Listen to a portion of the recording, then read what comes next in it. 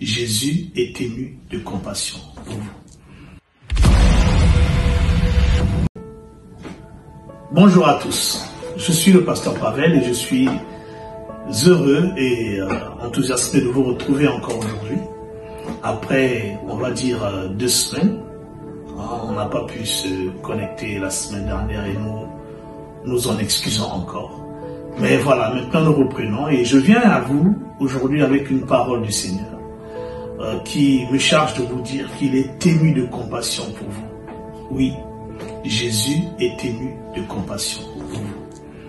Alors, nous allons, pour essayer de le comprendre, nous baser sur 2 textes. Je vais lire le premier, nous allons tous lire le premier texte, qui se trouve dans le livre de Matthieu au chapitre 9, à partir du verset 36, et nous lirons jusqu'au chapitre 10, premier verset.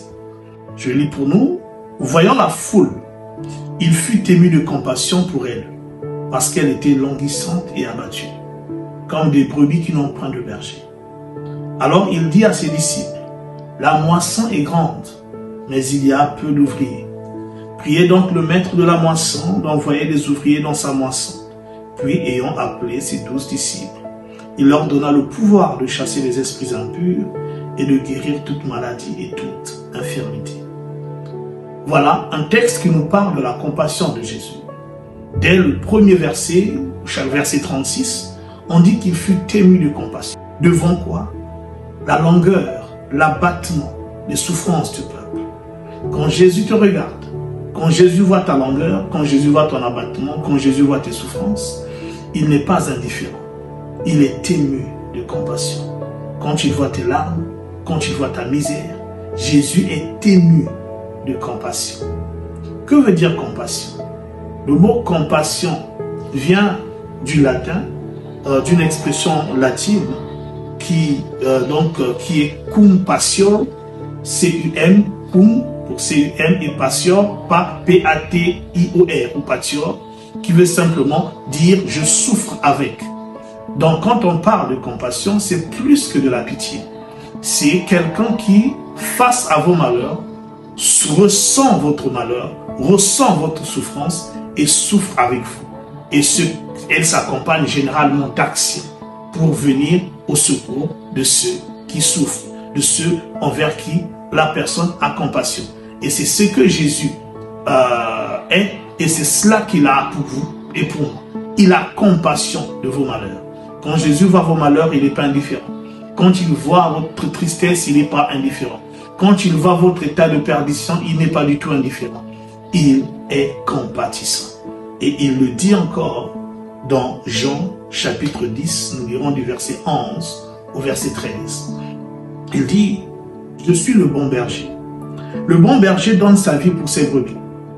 Mais le mercenaire qui n'est pas le berger et à qui n'appartiennent pas les brebis, voit venir le loup, abandonne les brebis et prend la fuite. Et le loup les ravit et les disperse. Le mercenaire s'enfuit parce qu'il est mercenaire et qui ne se met point en peine de brebis. Je suis le bon berger. Alléluia. Ici, il nous parle de 2 types de personnes, le mercenaire et le bon berger. Il lui dit, moi je ne suis pas le mercenaire, je suis le bon berger. Qu'est-ce que ça veut dire? Je ne fuirai pas face à vos difficultés. Quand les tempêtes s'abattront, quand l'ennemi s'élèvera dans votre vie, moi Jésus, je ne vous laisserai pas, je ne m'enfuirai pas, mais je serai là avec vous. Quitte à risquer ma vie pour vous, je ne risque pas de m'enfuir pour sauver ma vie. Je donnerai jusqu'à ma vie pour vous. La preuve d'ailleurs, il y a 2000 ans, il est allé à la croix. Il est mort pour toi et moi. Il est mort pour nos péchés. C'est là qu'il a démontré sa compassion ultime.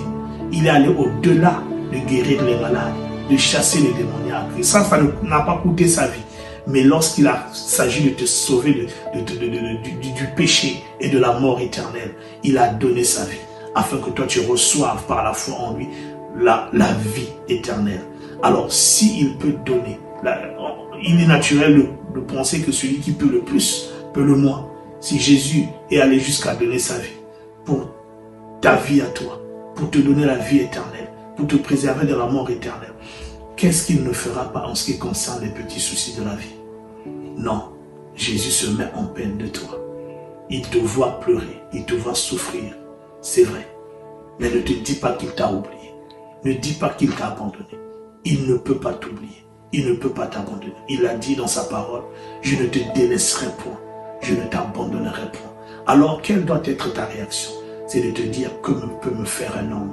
Quelle doit être ta réaction? C'est de te dire que cette tempête ne te tuera pas. Non, elle ne te submergera pas. Le Seigneur est avec toi, même dans les soucis de la vie.